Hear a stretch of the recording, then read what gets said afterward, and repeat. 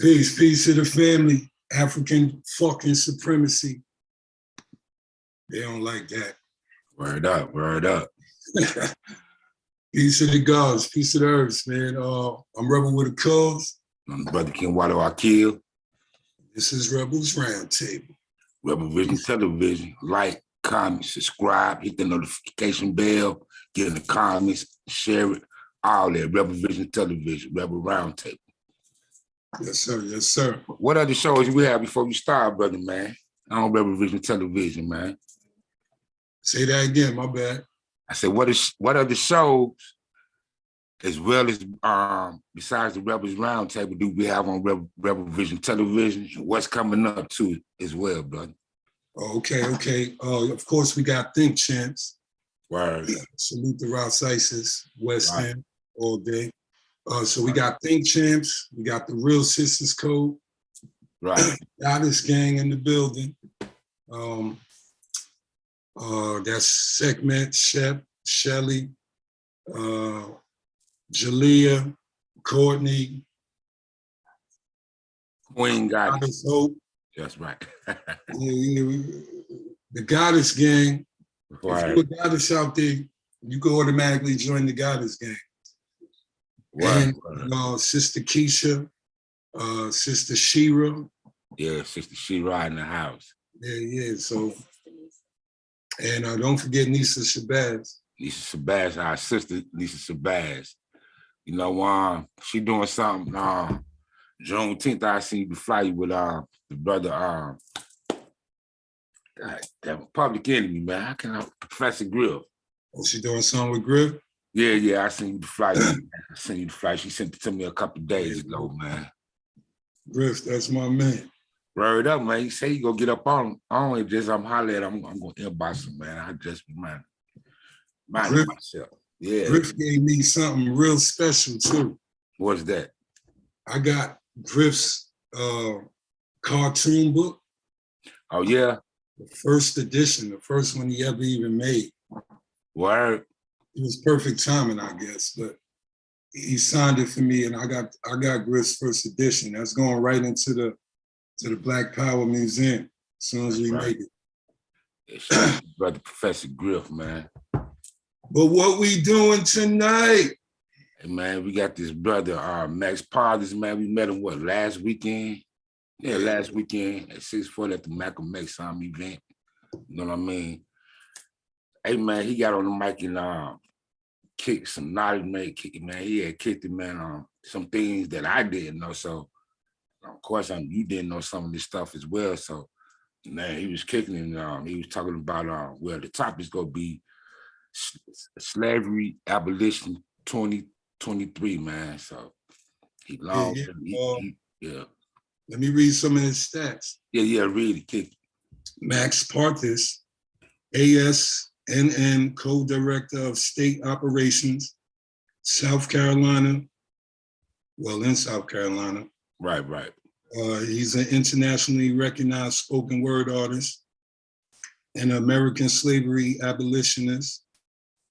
In addition to numerous awards for his art, he is the recipient of the Missouri Cure Mark Taylor Activism Award, the Will Bell Humanitarian Award, and the In the Spirit of Malcolm X Award from MX Media.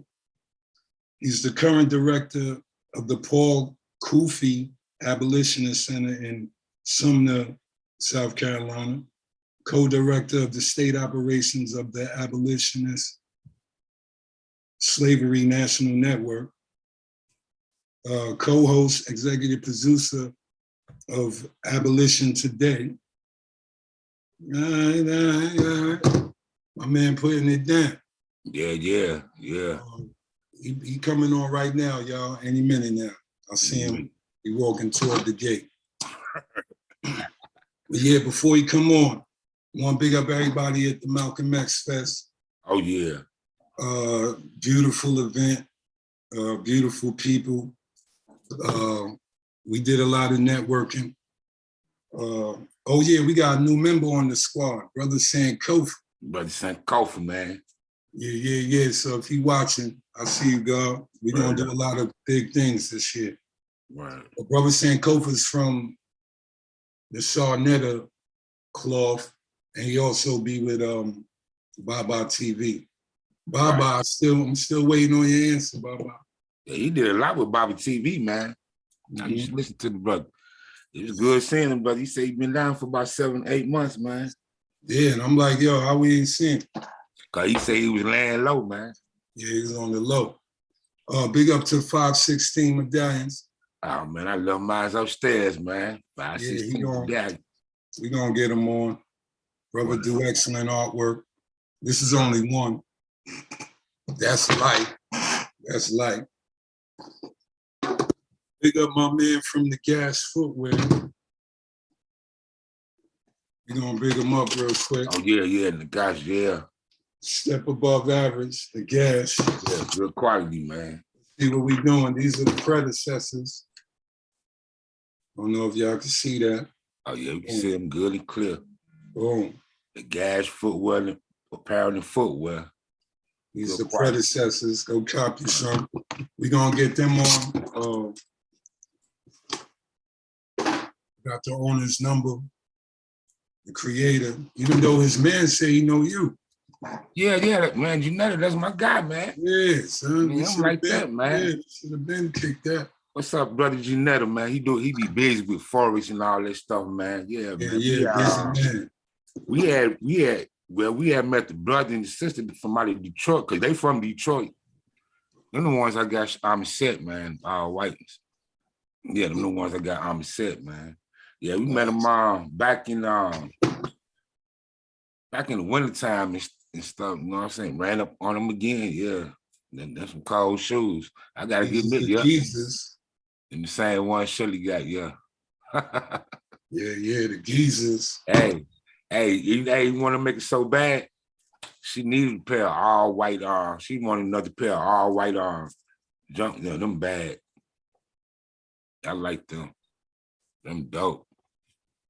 So everybody go to Nagash.com. Is it Nagash.com? Nagash.com. Footwear, apparel and footwear. Yeah. You can find them on IG. That's how I'm hitting them up on IG, and they have the link and everything. Nagash, apparel and footwear on Instagram, and the website and everything on there. So hit them up. Yeah, we got the predecessors and the geezers. We got like 20 more pairs. I was in that little booth like, yo, lucky I don't got my size like that. I'd have probably copped all that shit. Because we killing Nike, and this is how. So yeah, those Air Force Ones, those Air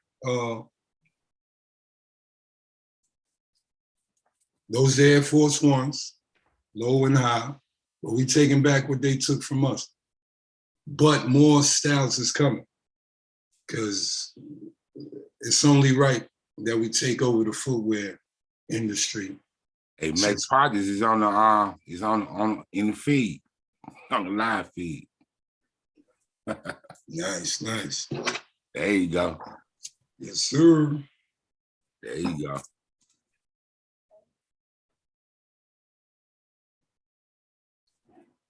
You know, the FBI got to start recording before they come in.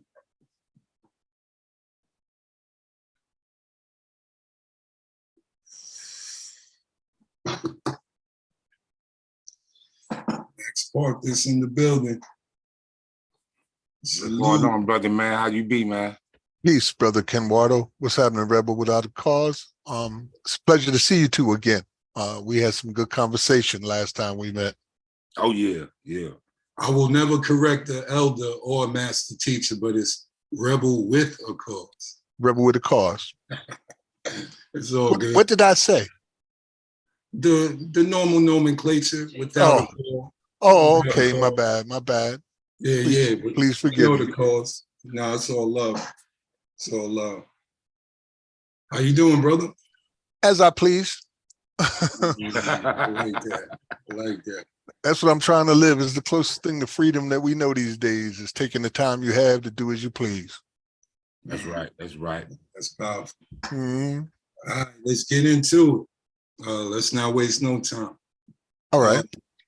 Tell us a little bit about yourself and how you got into the movement, and just a little synopsis on you real quick. No doubt. I am the National Campaign Coordinator for the Abolish Slavery National Network. That's the organization that has been behind removing slavery exception clauses from state constitutions across the country. We've been successful at it now and have 8 states that no longer have legalized slavery, where there were 25 previous to that. I'm also the executive producer for Abolition Today. It's a episodic weekly podcast with an international audience, and we focus exclusively on the issues of legalized slavery every week. And there's, so much to talk about. We're in our 4th season now, is because this system touches every part of our lives, right? So we break down how it works and the people behind it, and we mix it with poetry and spoken word and music. So it's really hot. It's a very powerful program.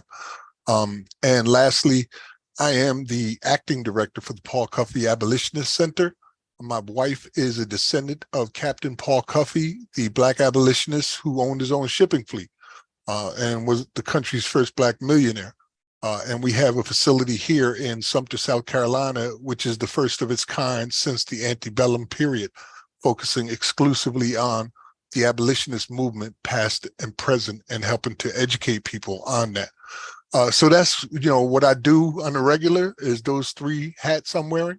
I'm originally from Paterson, New Jersey. I'm a Jersey boy, Y'all remember, well, you might not remember, but there was this movie called Lean On Me. You remember that one?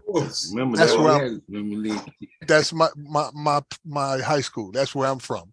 Oh, that's your high school you went yeah, there? When Joe Clark was there. My sons went there. My daughters went there as well.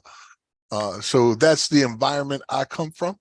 And coming from that type of environment, I'm able to look in hindsight at all the problems that we had, like what was portrayed in the film, and to see the connections now where I didn't see it then. I was there when they built their first, the Passaic County facility is a new jail there in Paterson, New Jersey, and they immediately started criminalizing our people and hunting our families in the streets, to fill this jail. I was there when the crack epidemic hit, and the coke epidemic, and the heroin epidemic, and I've lost families and all that. So I started asking questions, like, how the hell is this even possible? And I think for me, the straw that broke the camel's back is back in 1995, when a young brother by the name of Lawrence Myers was killed. He was shot face down on the ground in the back by a rookie white policeman. And, we protested against that. The nation damn near rioted. There were some riots in Paterson. But in 2 years, the policeman who shot him got back pay, never went to prison, and they put him in charge of a youth detention facility. And I'm like, how do you kill a kid 16 years old in public and then get put in charge of the kids at risk? How is that possible? And I started asking questions.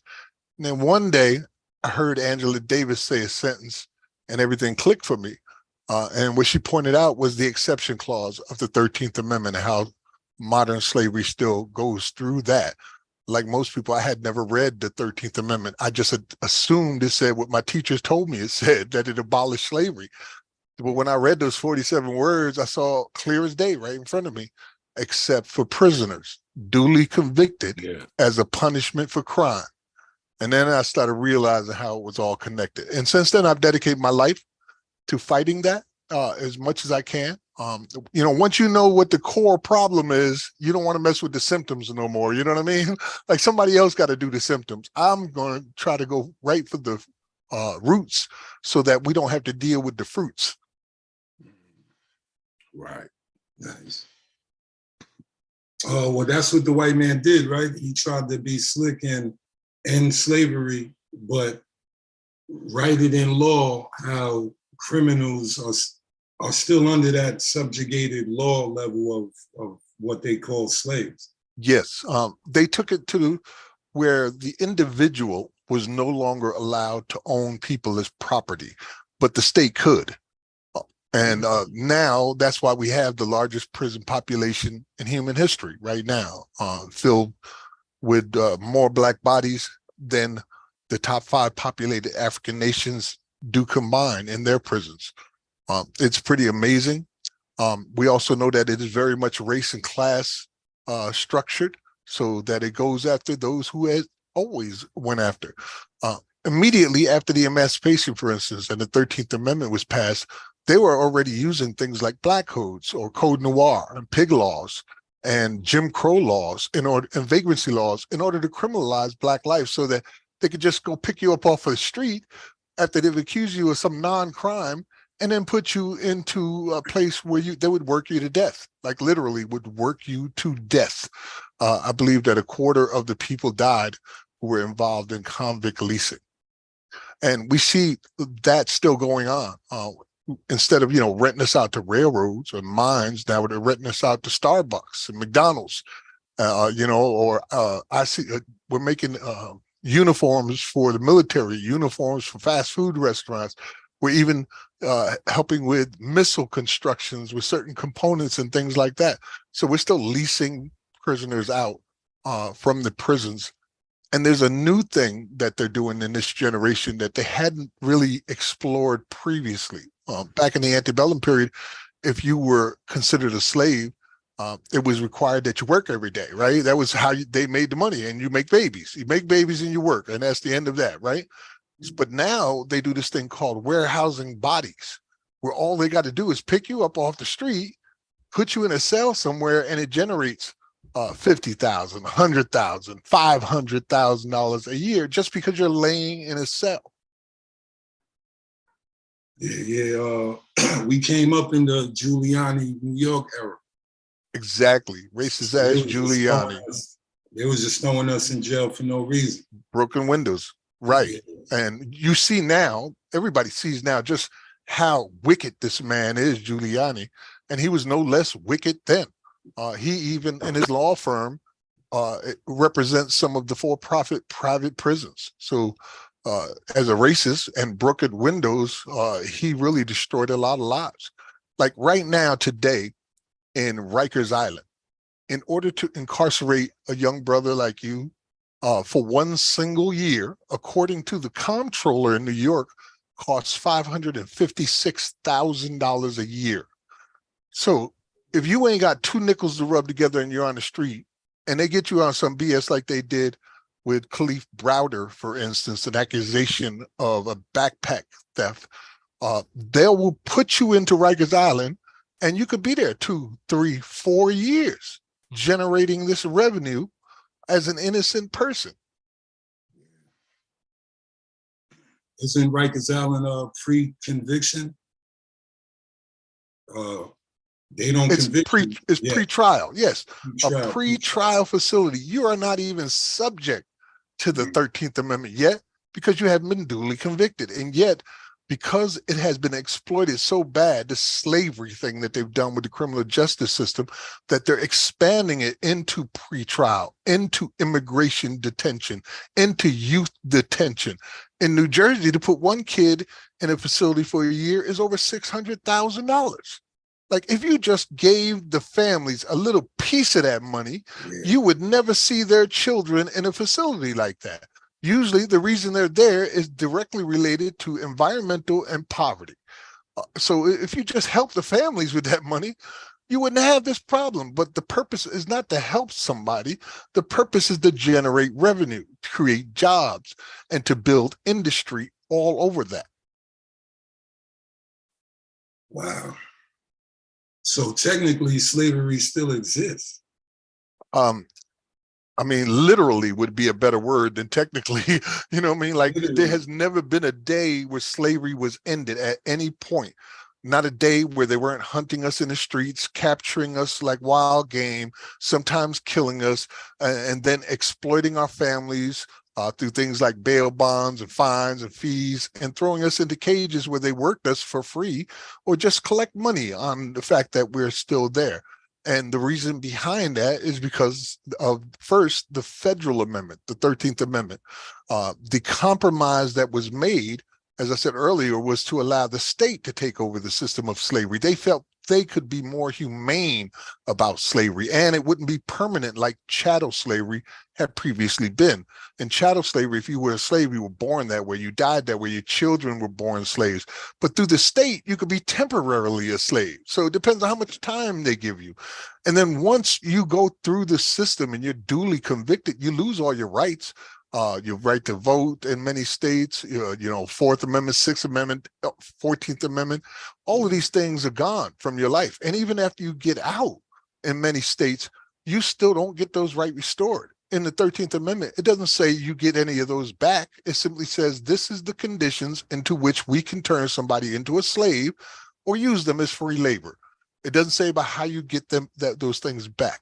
And so there's like 4.8 million people in this country right now that can't vote because of felony convictions. And they're subject to constant surveillance and control. In Georgia, where you fellas are at, you guys have the distinct, position of having the most people on probation and parole. You got nearly 500,000 people on probation and parole. That's 500,000 people who had their rights taken away from them. 500,000 people that can't vote. 500,000 people that have to pay taxes but can't choose who it is that is their elected officials. And I don't know how much they charge for every person that's on probation, but I do know there was an issue with for-profit private probation companies there who were threatening and actually sending people to prison on technical violations if they didn't pay fines or fees that were not related to their case. They were related to the for-profit industry. And all of that is unconstitutional. So slavery exists literally right now. It may not be chattel slavery, but there's far more people in cages than there were at the height of the chattel period, chattel slavery period. KRS-One said it the best. Say office, overseer, quit. Overseer, overseer, overseer, overseer, officer, officer, overseer, officer. So the overseer became the officer. That's right. Police as an industry, as a profession, came out of the slave catching industry, particularly during the fugitive slave laws of the 1850s. So in the South, that's where policing came from. And when you come from foul roots like that, you can't expect them to be some force of good right now. And in the North, they came from the Bobbies out of Europe, out of England, nonetheless, still slave catchers. I've spoke to a lot of police over many years just to find out if they even knew what the 13th Amendment said. And I think I've only met one who knew what it said. And I also asked them simple questions like, have you ever arrested somebody and you thought it was arrest that you wish you could not have done? Like it was some kind of law that you didn't think was actually a crime, or the person was such a bad position that you wish you could just not do this. And on average, they told me that happens about 1 or 2 times a year for them. Well, there's 1 million police across the country. If all of them are doing this 1 or 2 times a year, that's 1 or 2 million innocent people being railroaded every single year. I mean, how many slaves do you got to catch before you're called a slave catcher? That's deep. That's real deep.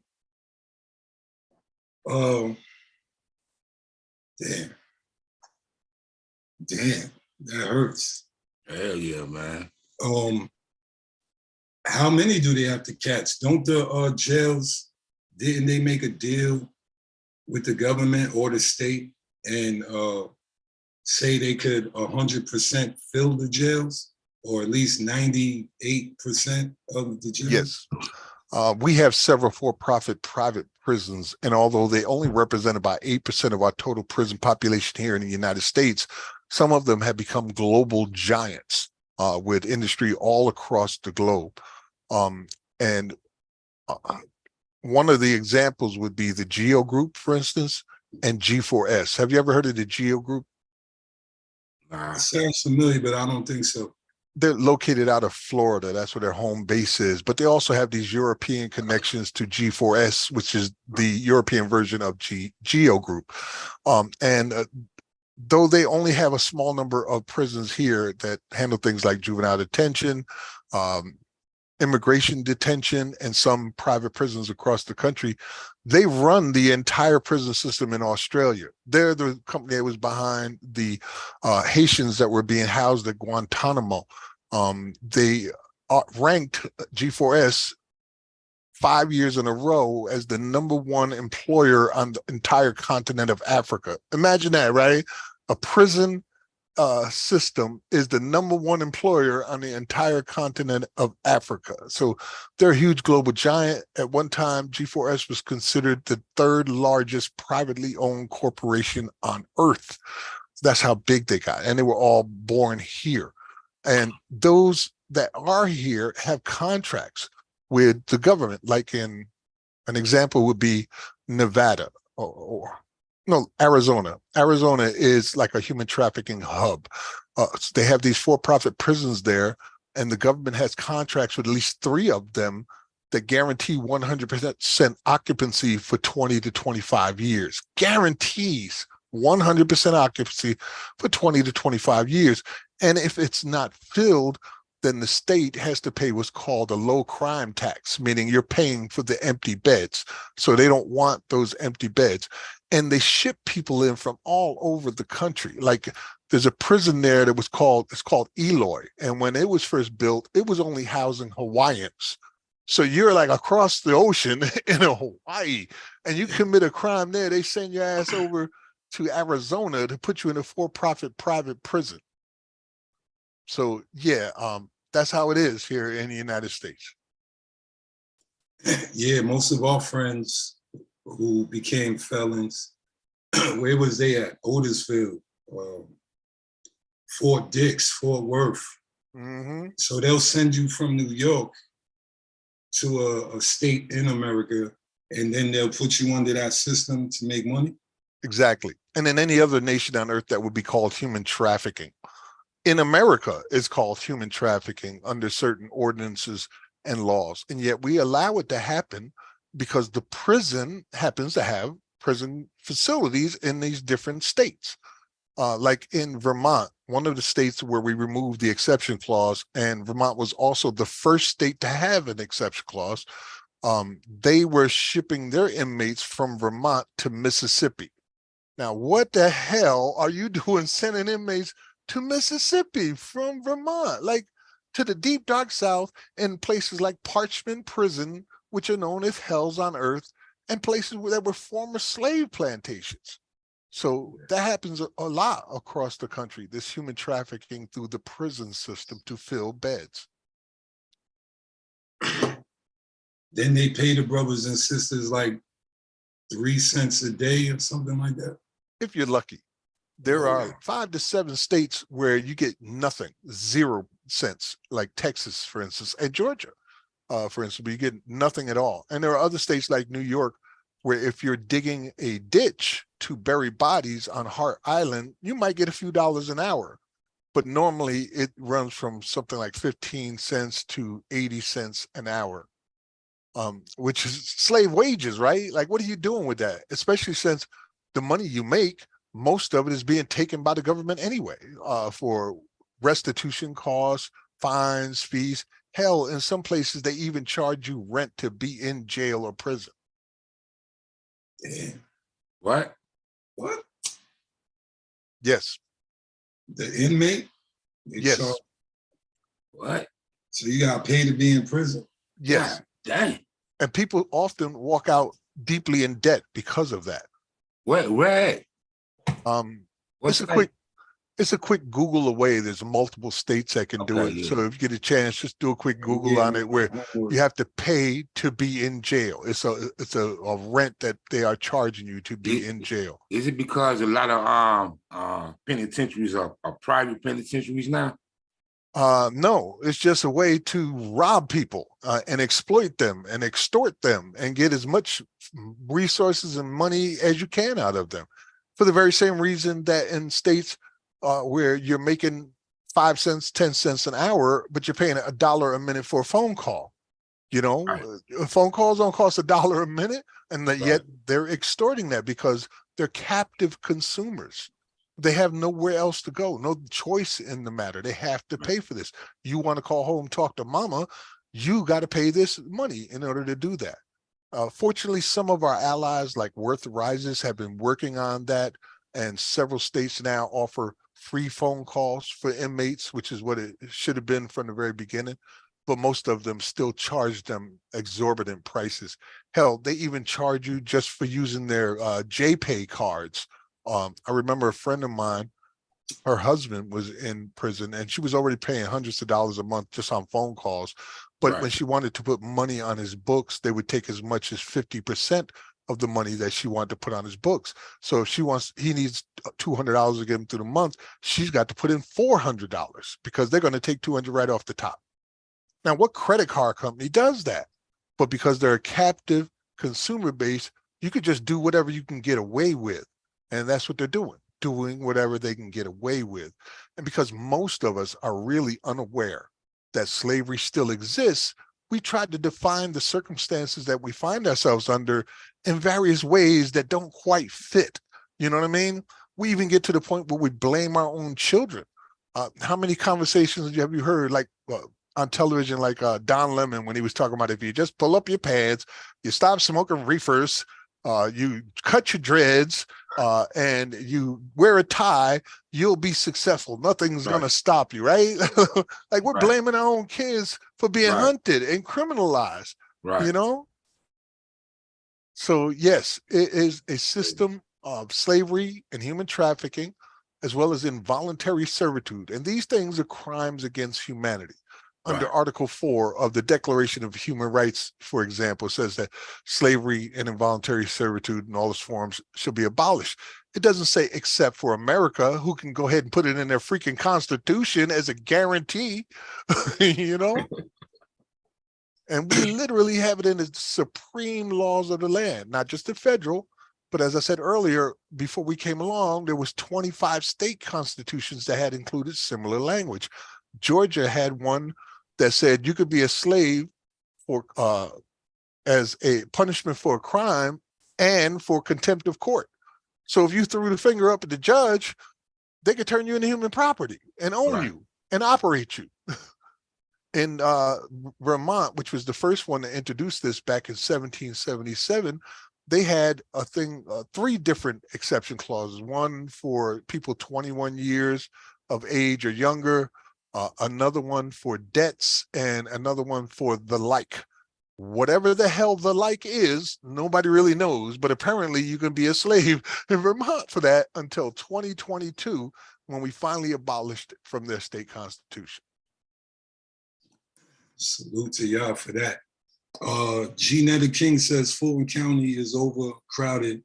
That made the news because a guy died by Yeah. bed bugs. Yeah. Yes. Last And, month. Yeah. A couple of These- months ago. These are crimes against humanity. Yeah. When you let these things happen, how was that even possible that somebody could die by bed bugs? You know how Bed bug. long that would take? And just today, the news came out about another man who they refused to give his heart medication to. He had a heart transplant, and so he died in a pretrial jail over an argument about Wi-Fi with his neighbor. Now, when did going to jail come with a potential death sentence? But that's what happened. Right. Right. Over the past decade, right, police have killed about 12,000 people that are on record. It's likely much higher. But let's go with what the government says, about 12,000 people over the past 10 years. When you add in deaths from the jails and the prisons and the detention centers that are either by direct harm or from incompetence or whatever it may be, that goes up to about 36,000 people in 10 years that have been killed by the criminal justice system. 36,000. Like, we go to war with other countries for less than that. And yet it's okay for it to happen here. And why is that? Why is it okay for it to happen here? And I propose that that's where race and class comes in. They don't give a about us as Michael Jackson said, and Right, Tupac. right. And Tupac. Let me find out. Max is everywhere. Man, you ain't kidding, brother. I bring this tale everywhere I go. I try to educate people as part of who I am and what I do here at the Paul Cuffey Abolitionist Center. I don't talk about me. I'm talking about what I know for a fact is happening. And since I'm Right. often right in the middle of it as part of the ASNN and their national campaign coordinator, I have this bird's eye view that is horrible. It's horrifying. Like, I'm traumatized, y'all. Let me tell you something, man. I'm freaking traumatized. Sometimes you wish you didn't know the things that you know, but once you know them, you become responsible for what you know. And so I'm choosing to be responsible for what I know. Yes, sir. Sundiata say you got to pay in Colorado too, Pennsylvania. I guess that's PA. Thank you for looking that up. Exactly. Somebody else wrote from LA to Mississippi. So we're actually paying jails to house us. Yes. Wow. It's cunning and wicked. Not only are we paying them to house us, we're paying them in advance just through our taxes because, Right. states like California, they got $14-15 billion a year that goes towards the criminal justice system. And that comes directly out of the taxpayers' funds. And then you got to pay rent on top of that while you're in there. That's crazy. I didn't know A that. lot of the big conglomerates, don't they own, percentages in these jails? Like some of the big businesses that people actively give money to, don't they own some pieces of private prisons? There are many companies. As a matter of fact, a friend of mine from the Associated Press just sent me a list, nearly 3,000 names long, of companies that are directly involved in the prison industry and profiting off it one way or another, whether it's using the labor and subcontracting or providing services and goods for the prisons itself. So that's several thousand companies that are doing that and dependent on it. It's so entrenched and so exploited that some of these counties or even states couldn't exist without their prison system. Right. They just couldn't exist. It's like they generate too much money. It's what you would call too big to fail. But for them, it's too big to fail. Just like slavery was too big to fail. But we are here to make sure that not only does it fail, but we stomp it out of existence so it never ever comes back. What did Mother Harriet said? Harriet Tubman said, she said, never wound a snake, kill it. Right. Salute to Harriet. Yes, and that's the strategy for us. We know that it's allowed because it's legal. And not only is it legal, it's in the supreme laws of the land. And we've never seen a day where slavery could be challenged in the courts without the protection of a constitutional amendment to defend it. We want to see what that looks like. When we challenge the badges and incidents of slavery without this clause.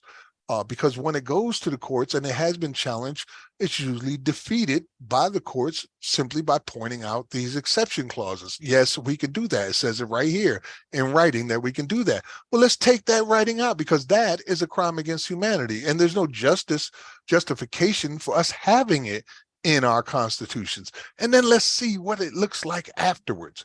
We did that in Alabama. We abolished slavery in Alabama with no exceptions last year.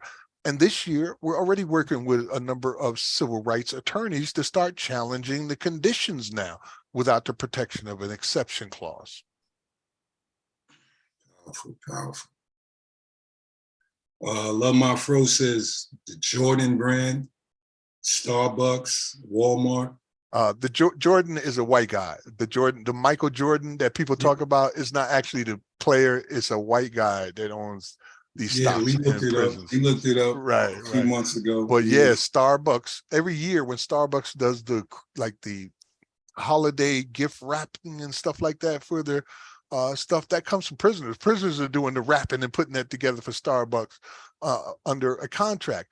And the sad part is Starbucks actually paying minimum wage, but the inmates never receive the minimum wage. They get all of that taken from them off the top, and they only get pennies on the dollar. Yeah. So it's just free money. Yeah.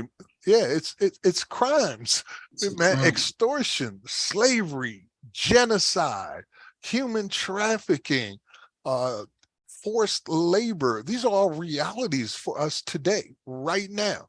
But they have been so normalized. It's like a fish in water. You know, it doesn't realize it's in water till you take it out and it can't breathe. Right. So we don't really see these. They've been normalized so much. We could walk down the street just as if it was in the antebellum period of the 1800s, seeing somebody pull somebody by a leash and a neck and not even turn our head, because we see it every day, right? So when you see these murders by police every day, you see people being railroaded or incarcerated over unjust laws and stuff like that, we've become desensitized to it. And we say stupid things like, don't do the crime if you can't do the time, as if America has never wrongfully convicted anybody. Like, America doesn't do that, you know? If this was another country, America might invade it. Exactly. Based on the human rights violations. Precisely. We bombed Syria because it was claimed that they had gassed like 6,000 people. Well, we got 36,000 dead just in the past decade at minimum. And what does that garner us? 3 people are killed every day by the police. You know, like, I think it's like 14, what is it? 12 million people going through our jail system every year. 12 million bodies go through the jail system alone. 2.4 million in the prison systems. That's not counting detention centers and youth facilities.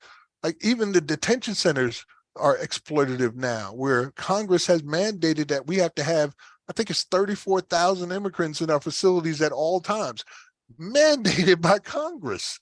You know, like, who does that? What country does that? Ours.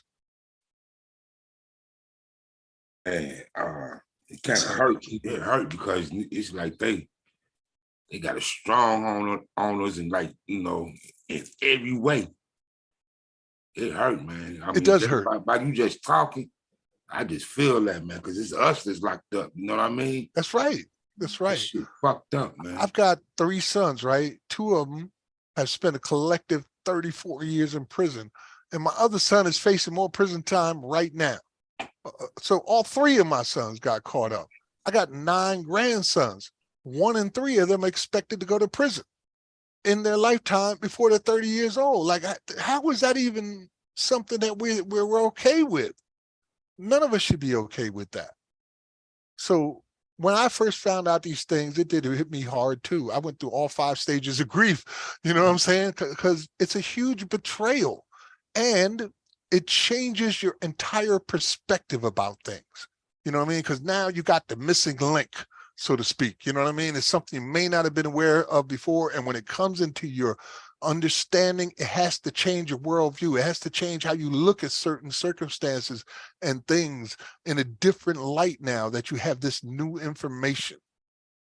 So it is painful and it does hurt. But we have got to solve this problem, and we've got to do it soon, because every day that we don't, people are dying, they're losing their freedom, they're being brutalized. Hell, they got abortion clinics in the freaking prisons, like in Alabama's Tutwiler prison for women. Abortion clinics in the prisons. Why are there abortion clinics in the prisons? Because women are often getting raped in these prisons, where they're having babies that are being aborted in these prisons. That's the type of tragedy that we're talking about dealing with here. Yeah, I didn't know that one. Abortion clinics in the prisons. Abortion clinics in prison. They had them in there for the last, I've known that for the last 10 years. They've been having them in there. Right. It wasn't that long ago that they were making women infertile in the prison systems in California, just a couple of decades ago, where they was, giving them hysterectomies, deciding for these women that they should not have more children. Why? Because they're criminals. Criminals should have more children. Yeah. Damn, Tupac might have been aborted then. Might have been, you know. I know I was a damn good candidate for abortion. You know, when I was born back in the 60s, it was a time where it was looked at as mixed people being monsters. And when Nixon was president, he even said as much, said that, you know, I believe that the people will vote for this Roe versus Wade because they think that it will be the little black bastards who are being aborted.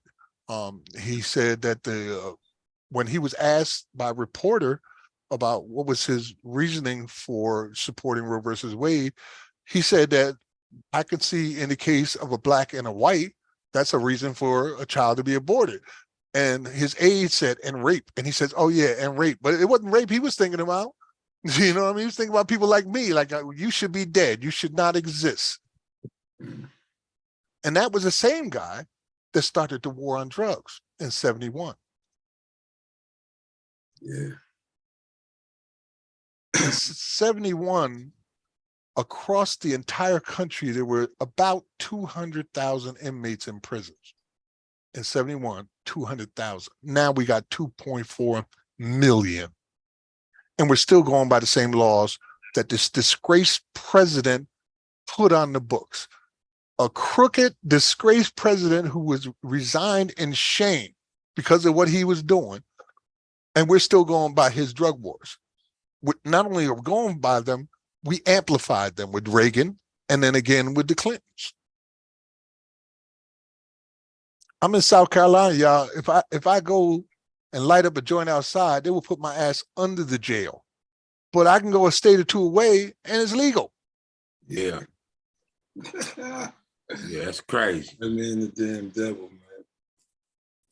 In 2017, there were more arrests for personal possession of marijuana than there were for all violent crimes combined nationwide. So it's not really about crime. Are they're not letting any of the marijuana offenders out of jail since No. they're selling the marijuana now? Some states are doing it, like Michigan, I believe, is doing that, and expunging records for as much as 10 years. So if you've been convicted of some kind of marijuana-based crime in the past 10 years in a few states, they're expunging your records. But that's just a drop in the bucket. You know what I mean? Like they're still doing it in many states where it's still criminal and it's still illegal and there's nothing being done about that. And people are still rotting away in prison. There's there's a brother that I know of who is doing a life sentence without parole right now for as much as 2 tablespoons of marijuana because it was a third strike. Yeah, I heard about the expungement of the records, but I haven't seen anyone who has been actually released from That has prison. been released. New Yeah. Jersey released as much as 40% of their prisoners over the past few years, and many of those were behind the change in laws with marijuana. Okay. We can't forget Biden and his crime bill. Yes, he should be in prison himself. Yeah. Yeah, for what he's done, for what he's already done. I personally could not, in good conscience, find myself to vote for this man because it would be like voting for the people who have destroyed your community and murdered your family members and criminalized your life. Not only did he incentivize prison with the crime bill by having states adopt this crime bill, like 3-strike laws, mandatory minimum sentencings and things like that, in order to get federal money, which they did. But he also put 100,000 more police on the streets to go out and hunt us to make sure that all this happening. While he was preaching on the floor of Congress and Senate about how this little bitty stone of rock was so, crack rock was so bad that anybody that has it should be sent to prison immediately. Yeah. While his son was a freaking crack addict. Right. But he wasn't talking about his son, was he? Right. And then when given the opportunity to say, you know, I was wrong about this, like the Clintons had already done, both Clintons had already apologized for the crime bill. When they gave him the opportunity, he was like, no, I'm proud of what I've done.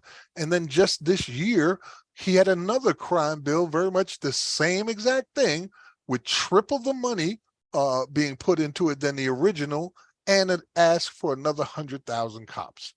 Now, we already know what will be the results of that, right? Another 100,000 cops on the street is going to be a whole lot more bodies in prisons and jails. Right. And the sad part, the futile part about that is we call that mass incarceration. And mass incarceration is not really a thing. I mean, we could double or triple the prison population in 1 year and none of it would be against the law. There's nothing that you could do to abolish that. They could justify it all day long, but slavery can be abolished. Mass incarceration is a description of a time and events and occurrences. It doesn't even point at the racial aspect of it, so it's very much a misnomer. Hell, the words mass incarceration didn't really exist as a thing until 2010. Between 2007 and 2009, the launch of Twitter in 2007, there was only like 5 mentions of it across the whole country. And then with the release of Michelle Alexander's book, Mass Incarceration in a New Era of Jim Crow, it became very popularized, but it's not a thing. It's not even a good description of what's happening. Because to be honest, mass incarceration implies that it's happening to everybody equally across the board. We know that's not the case. If it were truly happening equally, there would be 5 million more white people in prison right now. Right. Yeah. So slavery is a crime against humanity, and that is what we call what is occurring. Whether we're not saying that everybody's innocent, not by a long shot. We know that there are true criminals out there doing real crimes, but they don't represent the vast majority of people who are being jailed and incarcerated. It's a much smaller percentage of it. I'd say as much as 30% are your violent crimes, the people that really need to be separated from society or pay for their crimes or whatever it may be. The other 70% should have never seen a jail cell or a prison cell. They have been just turned into commodities. Can I ask you a question? Are you familiar with the World Court in Hague, Netherlands? Yes. What about the crimes against humanity? Has anyone fell up under that? Anybody before us in the political arena in the United States of America dealing with the president or vice president or anybody, senators, anybody? Has anyone fell into that? Crimes against humanity brought before the World Court? Here in the United States, they had, in the spirit of Mandela, bring together a tribunal which put America on trial just last year and charged them with the things that we have been speaking of here: crimes against humanity, slavery, genocide, mass incarceration. The whole list went down, and found them guilty of all of it. Expert testimony came in and all of that. But, you know, when we're dealing with groups like In the Spirit of Mandela or the ICC, there's no bite behind that. I mean, there's no force behind it. Like, they just put out I guess they said that Putin should be arrested in whatever country he's in. But who's going to do it, right? You know what I mean? Right, yeah. So it's a paper tiger. The best thing that it can do for us is to legitimize what we're talking about. And it has done that with the In the Spirit of Mandela. I believe it's inthespiritofmandela.org is the website you can check it up on. Check it out on. And they talked about this modern day slavery in there. And as I said, they found the U.S. guilty of all of it. But what you're going to do? We are also talking with members of the United Nations as well as other world leaders, asking them to stand up against this with us, because many of the, well, let me say it like this: the model we created here in the United States of this system of slavery through the prison industrial complex has been duplicated globally. So, for instance, when Haiti had that earthquake over there, one of the first things that they offered to do was send a prison there from the GEO group. That was one of the first things the U.S. has offered to help generate revenue. When in Jamaica, they demanded reparations from England.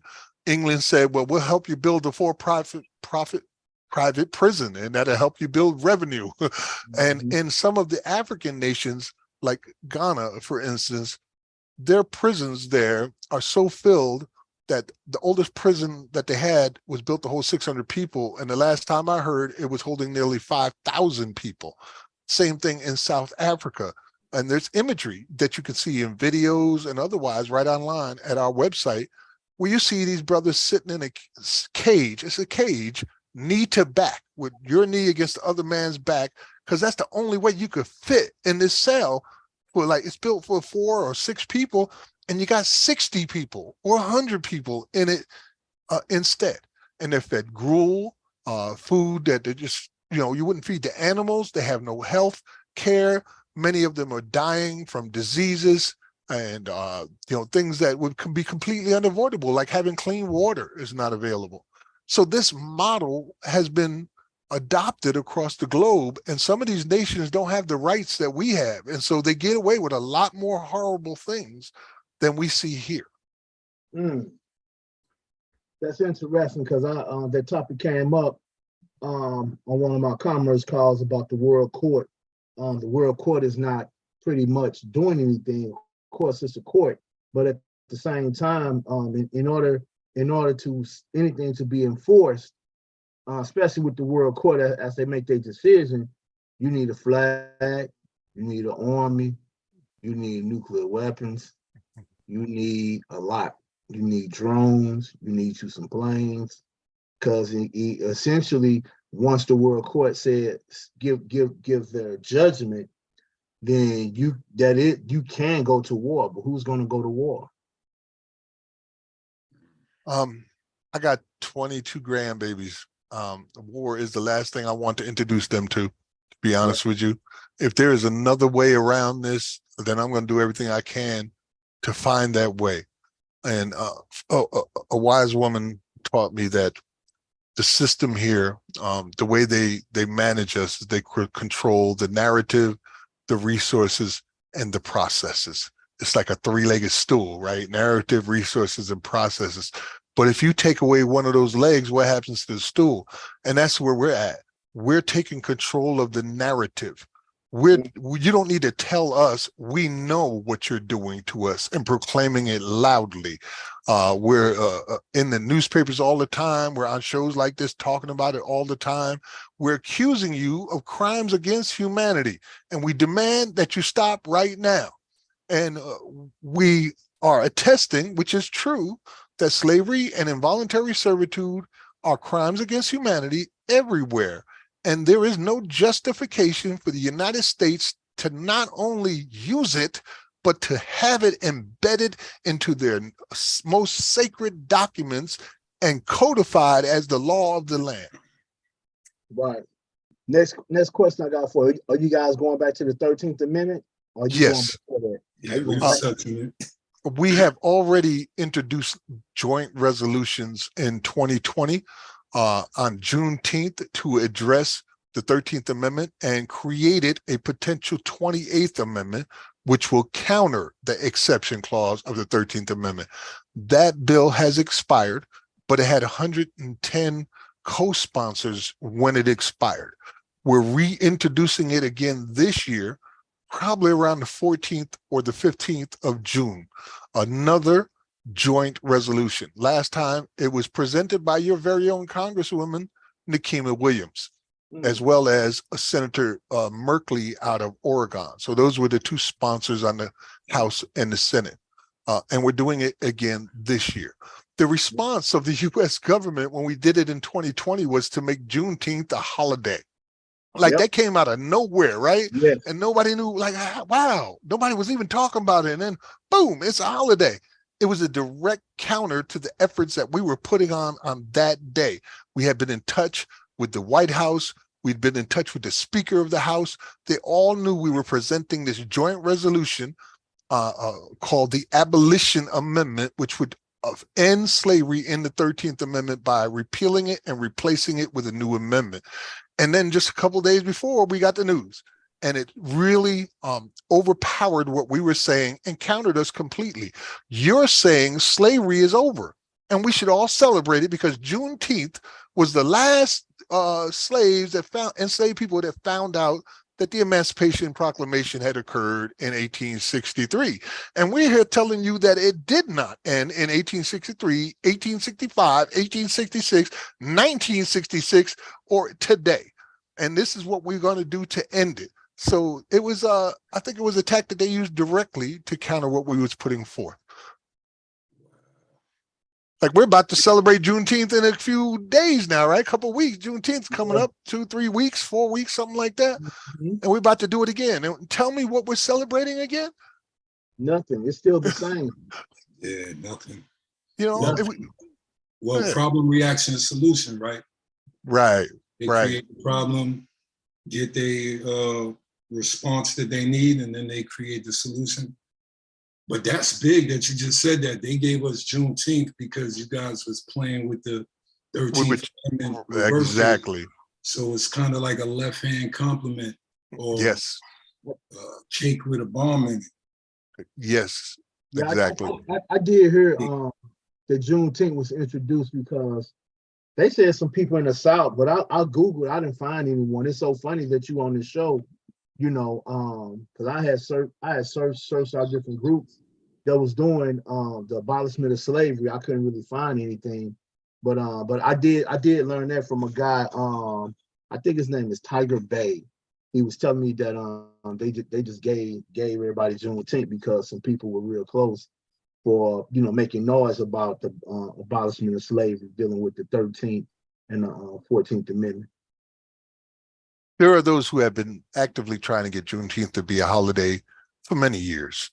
I used to celebrate Juneteenth with my family. We used to lead parades of Juneteenth parades. We were very proud of all of that, but we didn't know then what we know now. Right. You know, and now that we do know, we cannot go out here offering this counter narrative to the truth. In 1865, when General Granger came into Galveston, Texas, and informed them of the Emancipation Proclamation, Texas immediately started using convict leasing just months after that. Just months after that. It was already set up in place. So they had these sugar plantations where people were formerly enslaved were now criminalized and then sent to prisons and then sent to these plantations to work doing what they had just been doing as slaves. That's crazy. Didn't Donald Trump, wasn't that one of his selling points to blacks, that he got Juneteenth as the holiday? I think I heard. I can't be sure that that was something that he was taking credit for, but knowing the type of person he would take credit for anything. He's already compared himself to Jesus on multiple occasions and God and all of these different things. So yeah, I can't. Donald Trump, you know what I mean? It's like asking me what Mickey Mouse's opinion is. I get you. Sundiata said in '97 they tried to give him 30 years. I guess that was probably for marijuana. But that was in '97. One of the ways they get brothers like Sundiata and many others is through plea bargains. You know, the Sixth Amendment guarantees you the right to a fair and speedy trial by a jury of your peers, as well as competent counsel, if you don't have any, right? But 95% of all cases end in a plea bargain. So that means almost nobody's going to trial. They're all being forced to accept guilty pleas, often of crimes that they didn't even commit, because the chances of going to court successfully with these whack-ass lawyers, you know what I mean, that really don't care about you at all, are non-existent. You could end up in prison for 30 years. Remember the sister that defended herself by firing a shot in the air? I think her boyfriend was attacking her. She shot in the air. It was out in Florida. I forget her name at this moment. But in any case, she was facing 20 years in prison for that. And she had to go through a plea bargain in order to get out. And that's how they get us. You know, they say, well, if you don't agree to this and plead to this and plead to this, we're going to put you in for life. That's right. The feds got 100% conviction rate. No, 98. 98%. 98. And because every time you get locked up, they do make you plead guilty to get out, especially lower crimes. You know, like if we had this blunt and we all got arrested, we would have to plea say out. guilty just to get out. Exactly. So their paperwork is almost backing up their programming because we're all pleading guilty. A judge once said that if 95% of all cases end in a plea bargain, then the Sixth Amendment is a myth. There's not enough evidence to prove that it even exists, which means that they are violating your constitutional rights en masse every year. And when we have addressed these issues, like with Vice President Kamala Harris, when she was the Attorney General of California, asked them about that. She said that if we sent every case to jail, to court, it would break the system. We'll break the damn system then. I mean, are you serious when you say that? Like you'd rather have this destructive system and you don't have to rebuild it or make something new. So instead, you're just going to keep destroying people's lives. Yeah, you know, and now they passing paper terrorism for people who try to go to court pro se. They're also doing black identity extremists. Black codes are still on the books. So it's a lot of stuff that's in play. I had a case one time. I defended my whole case. I did my own affidavit of fact, was my own, which is essentially an affidavit of truth. I did all my paperwork. I did all that stuff, surrendered the straw man to court. I kept fighting. And eventually I started telling them like, yo, like, since this was war, I started doing research on everybody involved, the judge, the solicitor, the clerk of the court. And I started submitting that paperwork to court, and that's what led me to be dismissed. You know, I started using the Christian laws as well as with their laws, because some Christian laws do conflict with the laws that they do have on the book as far as states, because every state has its own jurisdiction. Everyone has their own jurisdiction, has their own so-called constitution. So I jumbled that together strategically, and that's how I end up beating my criminal case, and I helped two other people beat their criminal case as well. But it is a lot of work because you have to work as a jailhouse lawyer. No, I didn't work as a jailhouse lawyer. No, I got the bail bonds when I paid to get out, because I learned in commerce it's better to fight your case out than in. Because sometimes they don't let you go to the law library, and then if they know you winning your case, you fighting your case, things tend to happen to those in jail. As far as in the county jail, you know, for as beating, not getting your food, not getting your calls, not getting your mail. You know, it's a lot of things that take place. So I was always taught in commerce that it's better to fight your case out of jail than in jail. So I paid for a bail bond and got out. Once I got the public defendant open court, I fired the public defendant open court for being incompetent and for being in cahoots with the state. Which that is true, because the word public defender means you working for the public, i.e. the corporation of the United States of America. So yeah, you know, it was a process that I did, and essentially I won. I didn't do what the Moors do, went to court and kept arguing his jurisdiction, because anything they have in the public is jurisdiction over you. Your license, your birth certificate, a website. You know what I'm saying? So, but yeah, it's a hard task. But I will say this: if each and every one of us learn a little bit of that, we can use the Sixth Amendment in court and beat our case. You know what I'm saying? You know, I don't think a lot of people have the understanding. Like illiteracy is a big thing in prison. You know what I mean? And I don't think a lot of people have the understanding of legal laws and things like that to be able to defend themselves. And by the Constitution, they're not obligated to. They're supposed to get from the Sixth Amendment competent counsel that would help them through this. But in states like Louisiana, you have public defenders who have caseloads of up to 1,000 people a year. Like that is impossible. What are you doing? Just like going from hand to hand, or just putting it, what is happening is they just go in with caseloads of plea bargains.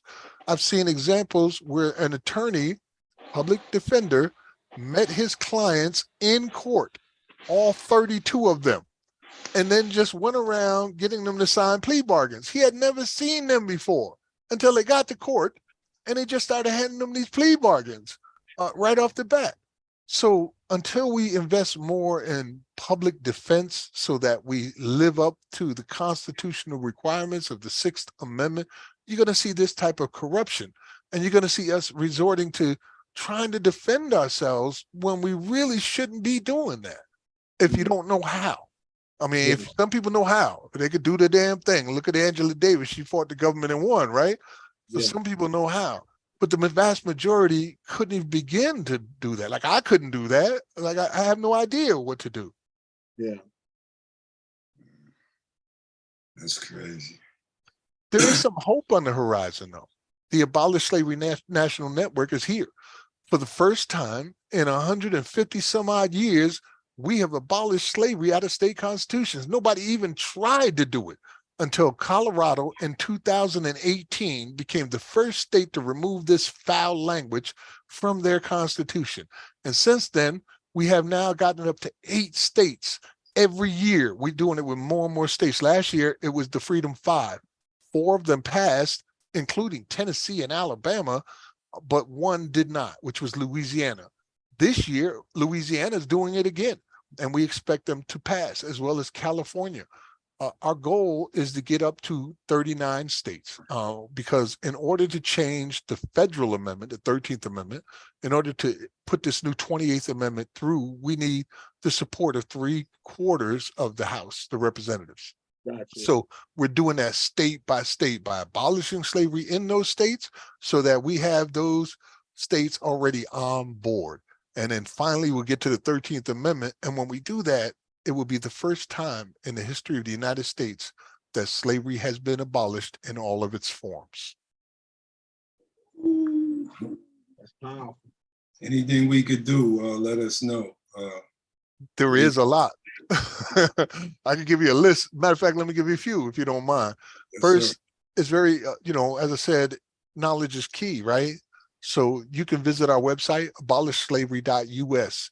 We have a lot of resources for learning right there, facts, videos, podcasts, you name it. It's all there. You can also join the mailing list. So if you're on the mailing list, we can give you updates of when we need help, when we need actionable moments to occur.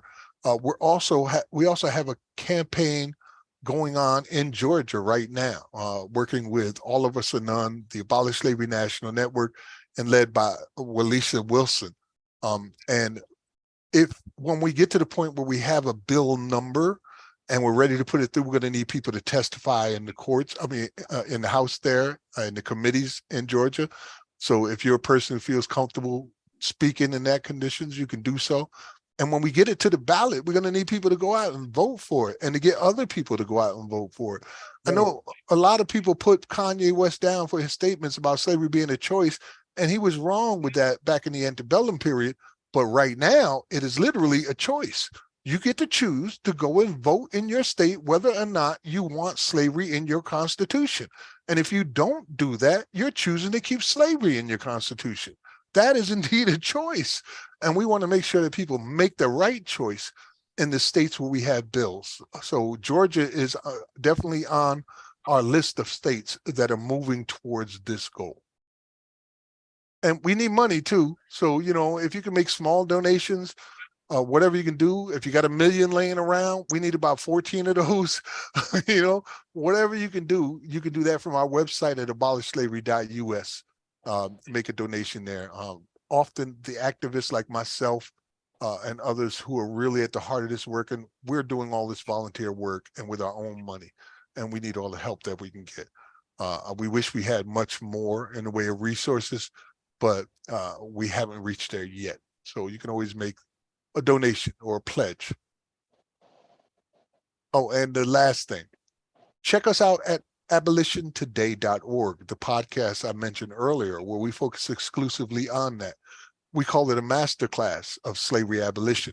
And it is. I mean, we break it down to the last molecule, you know what I mean? And the motto there is you may choose to look the other way, but you can never again say that you did not know. And we promise to touch you heart and mind when you come and tune in. Nice. Oh, we definitely gonna, we all gonna subscribe. We're gonna be in the crowd. We will be learning. Shaka Sankofa in the building. What's up, brother? Shaka Senko. Peace, God. Street law The soldier. street general, right? Yes, sir. Yes, sir. Unfortunately, I was tuned in on the wrong show. I think it was last week's show when y'all had the sisters on there, all the queens. And so I thought that was the live show until Ken Waldo had informed me and sent me the link to this live.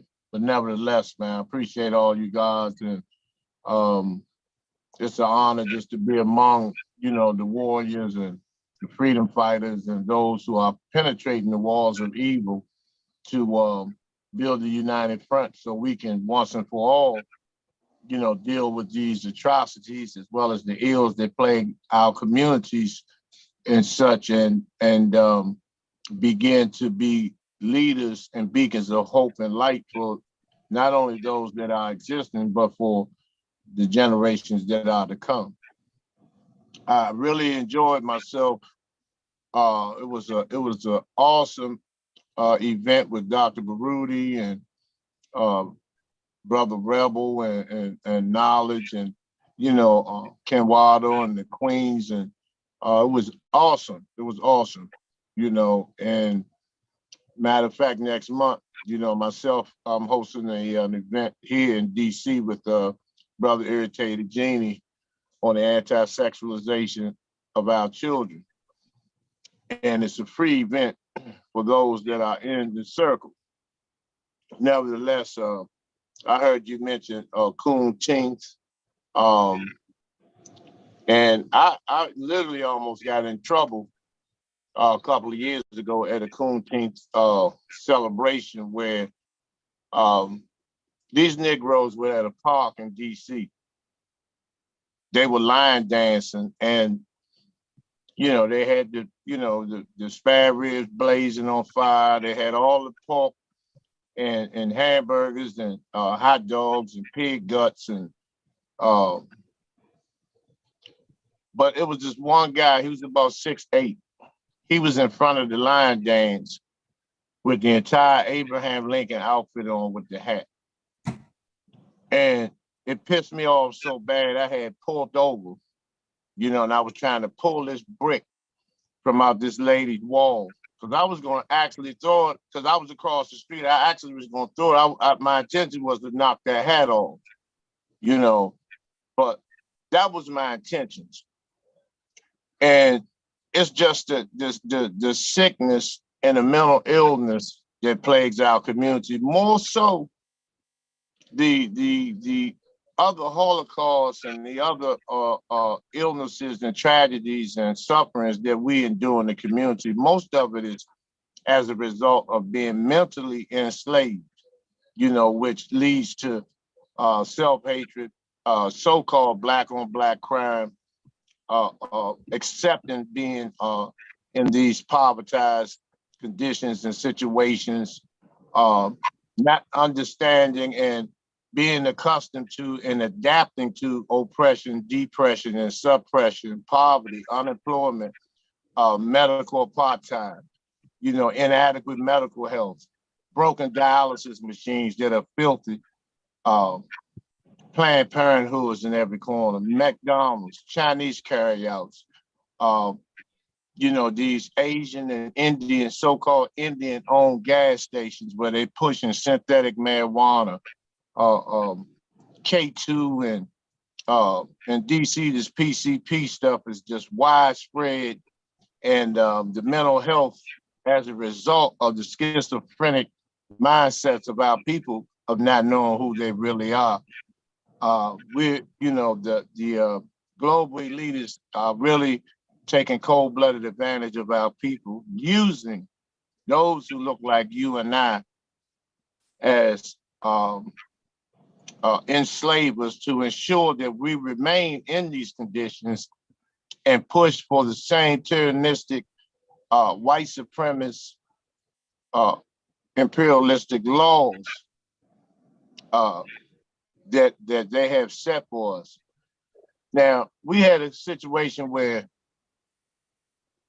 a guy ran into the White House the other day with a U-Haul truck. And he was arrested. No incident. I mean, he had a huge box U-Haul truck, ran towards the White House. He hit the wall. And today, they lowered his charges. Now, when Marion Carey, the sister, drove to the White House with her baby, stating that Obama was the father and she wanted him to take care of the child, she was shot 9 times. She was literally, I actually saw the vehicle. And she was, I mean, you know, where was the Secret Service when this guy ran into the White House wall yesterday? But since he's an Indian, according, quote unquote, whatever that means, you know, he was given pure leniency and his charges were lowered. You know, and this is just some of the things that we don't take an effective response to, and we just be accepting these types of situations. I respect and truly got love for y'all brothers. You know, I've never been a hater, always been someone who will uplift the next man. I'm no one-up type of brother. If we all can't eat, none of us should eat. We all can't stand up, none of us, we should all be sitting down or laying down, you know, and the energy that you brothers bring to the table and to the world has, you know, affected the lives on a positive note of so many people across the country, even those that you know and those that are unknown. But when they were talking, I heard the brother mention something about a prison sentence. I took a plea on a 30-year prison sentence based on the fact that 3 of the co-defendants testified against me. You know, and you know, I served nearly half of that. You know, and I was green to the law. Still had faith in white America. You know, staunch Christian. You know, sick. You know, mentally sick, confused, and you know, thought that based on these scriptures, so-called scriptures, that I deserve what I got. And so it took, you know, it took a lot of soul searching and a lot of people that, you know, surrounded me and saw something in me that I didn't see in myself at the time. And that's, you know, was the fertile ground for me becoming a warrior and freedom fighter that I stand here today proudly to say that I am.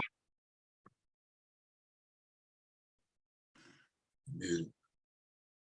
So, but like I said, you know, as a result of the support of you brothers in the ATL, I know it's a challenge, and I know how it feels to, you know, walk in a room full of slaves that don't know or don't realize that they are slaves, and you know, you having being a god and trying to, you know, illuminate that energy to let our people know that they have that same vibration if they just tap into it, you know. Right. And I understand how addictive being a slave can be mentally. You know, those shackles are placed real tight on our minds. So I understand that. So, but once again, man, I appreciate y'all brothers, man. Y'all continue to do the great work that y'all doing. each small thing that you're doing is one step towards liberation. So, you know, I use y'all as tools of encouragement and tools of fuel for myself while I'm on this end of the East Coast to continue to put the work in that we're doing here as well. Same here, brother. You're an inspiration. It's an honor to be walking with you. Know that. We're running out of time. This is just part one. Max Portis, can you come back for a part two? Most definitely, brothers. You know, I think it's brothers like you and the sisters that are also involved who will be leading the way in this effort come if not this November, next November, when we have our bill on the table to end slavery in Georgia for the first time. You know, I think you understand how critical this is to everything else around us and how it's all connected. You know, when slavery is legal, freedom can't exist, you know? So if we start there, then we open up doors that have never been opened up before. And I, for one, want to see what's on the other side, just as much as my ancestors wanted to see what's on the other side. And I think they're going to be proud of all of you for the work that you have been doing and the work you are yet to do. Likewise. Ubuntu. Ubuntu. Kenwado, before we go, we're not really interneters, but big up everybody in the chat. I can see it flowing. Who's in the chat? Big them up. Black power to the brother Lee Clinton, the brother Janetta, Son the Great. Son. Yeah, Son the Great, our brother. Love, Infro, Maddie too. Peace and black power to our brother Andre 360. Peace and black power to the brother Mike Chambers. Mike. Yeah, all in on the See in the building. Yeah. Gods and Goddess Apparel. I got one of their sweaters on. So go look them up. Like I said, this is so powerful, brothers. We can't let this go. I'm traumatized now too. Yeah. So now I got a lot of homework, and I definitely want to be a part of this mission. We got to free the people for real. Yeah. Word. We talk about freeing the people all the time. We really talk about in their minds, but physically, there's millions of bodies locked up. We actually have to free them. That's right. That is absolutely right. I think it'll take us longer to free our minds than it will for us to end slavery.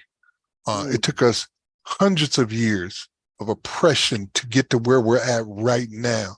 And if we got out of that in just 2 generations, that would be light speed. But we can free those bodies out of there. Sometimes you got to do that despite what the people may think. Like they don't even understand what's going on around them. And here we come, like opening the door, come on out. You know what I mean? So we got to definitely free those bodies for sure, brother. I'm glad you pointed that out because in many of the discussions, it's not mentioned, particularly like discussions of reparations. We don't talk about what the inmates who are still being enslaved will receive. We talk about what the people outside are going to get. But I don't hear nobody saying about what those inmates are going to be receiving who are subject to slavery and involuntary servitude. We forget them, you know, out of sight, out of mind. Don't commit the crime unless you can't, if you can't do the time. And that is just the most asinine thing we could ever say to each other. Right. It fits right into their program. It's a pleasure to have been here tonight. Thank you, brothers, for the opportunity to speak to you and to your audience. I look forward to doing it again. And we'll also try to bring you brothers on Abolition Today so we can have a conversation there as well. Yeah, let us know, brother, We'd be honored, brother. No, We'd be really honored. You got the information. I'm also, now you got it, Kenwater. I'm like, you have our information, know how to get in contact. Yes, sir. I got you. Call me Locked in. All right. I'm also trying to create another show on the channel called the Elders Council.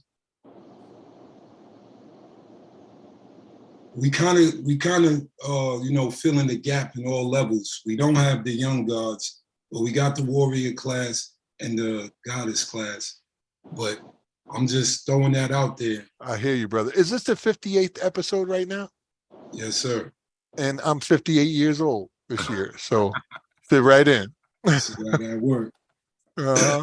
I'm open, brother. Anything that I can do to help the movement move and keep going forward. We have got to win this by any means necessary. Yes. It's necessary. I appreciate you, brother. Give out your info one more time so the family Yes.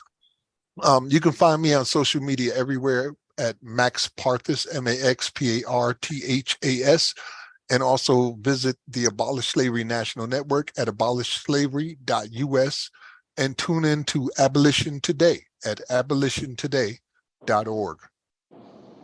Abolitiontoday.org. It's been an honor and pleasure, brother. We was impressed when you was on stage at the last event. Yeah. Kenwado, Dion, they came, they put me on to what you was doing. And you know, we had the conversation outside, I don't know, about an hour. Mm-hmm. Yes, sir. Yes, sir. So, The future is X. The future is Exactly. X. Like Right. when you caught my attention, man, more than anybody that was talking, you caught my attention. And that was deep that night, what you was talking about. Even this conversation tonight is like when we first talked, man, I was like kinda hurt, man, for real. Because, you know, a lot of us don't know this, man. That's right. You know what I mean? And then, second of all, man, this is us. This is us, man. Mm-hmm. If we don't care for us, who is? If we don't take care of ourselves, who is? Like Amen. Max said, we know, so now we responsible. Glory to God. And I'm just a messenger. I'm a vessel. What keeps me going so I don't get all confused is I don't want to lie to anybody, and I don't want to have to remember what I said. So I always tell the truth as I know it. That way I don't have to worry. And the truth as I know it is that slavery never ended for a single day, not for an hour or a moment, and that it has been actively subjugating us to legalized slavery now since 1865. And it's time for that to end. That's the truth. Powerful, powerful. Peace and blessings, family. Yes, sir. Power. Shaka Sankofa, Street Law Soldiers. Same to you. Give out your info. Well, it's best to call me 24 hours a day at area code 202-294-7831. Or you can look on Facebook. I'm always on Facebook on the Shaka Sankofa. I do 2 to 3 live videos a week. And I'm also on Instagram as well. Salute to you, soldier. Knowledge Born 7. Greetings, peace and power, man. Peace and power. Your info. Vocal dialect, VOKALDIALECT. Facebook and Instagram, y'all check us out. That's me and Kenwado. You know, so we putting that thing together. You want to check out my brand, Aesthetics Apparel, ESTHETIKS Apparel. That's on Instagram as well as Facebook. I want to drop a maximum law, one of my favorite maxims of laws. Ignorance of the law is no excuse or no defense. That's one of my favorite maxims of laws. But yeah, check us out. All social media platforms. We got a couple of things coming up in the future. Be looking for Flag Day, RBG, Red, Black, Green. Coming up soon. Hopefully we will get the flyer out next week to get it circulating. And it's gonna be a big thing. Much respect, brother. You know, we in the building. Yeah, It's gonna gotta be a big be day. red, black, and green, boy. Yes, sir. Yes, Hey, sir. you can check me out on Instagram as well. My apparel page on Canless Apparel. Canless Apparel on IG. You know, check out all my apparel. apparel, you know what I mean? Armor tees, hoodies, hats, and all this type of stuff. You can also check the website out, KNSapparel.square.site. Check me my personal page out on IG, k.akill.4, the number 4. That's it. No doubt. Want to thank Max Parthas for coming in again with the wisdom. You see, he gave us homework. Right. And I want to big up Shaka Sankofa for coming in with the wisdom. He always giving us homework. Right. So it's all love in the circle. And we gonna be the ones, not just us literally, but we gonna be some of the conduit ones that help break this wall. Because we truly mean what we say. And we took the oath. Our lives is on this. There is no fun and games. We gotta free the people, free the bodies, free the mind, free the soul, free the spirit, and free, just free. We need to be free, because you could be free. America gives you freedom. If you're dumb, you can act like you're free, as long as you're dumb. So they always playing games like that. But one more time, the gas footwear, go cop you a pair. They got new kicks. You can kill Nike. This is Abjuwear, Brother Unk right here. But you could kill Nike if you want. And that's what we all working to, the wardrobe. So we out of here. I'm Rebel with a Cause, Rebel Vision Television, Reb Reddington IG. The new shows is coming. If Sankofa say, yeah, the Elders Council is on. But we got the Elders Council coming, the Real Sister Code, Think Champs, and this is Rebels Roundtable. And we out of here. Thanks for everybody tuning in. Thanks for the love. Like, share, subscribe, do all of that. Hit all these brothers' websites. And thanks again for Max Parthas coming through. This is only part 1. Slavery still exists, and it's systematic. So you're not going to see it in your front yard. It's going to be on a piece of paper somewhere in the building. So we got to find the paper. But we out of here, family. Us. Us. Peace. Us. That's what it is. Mind the Kings.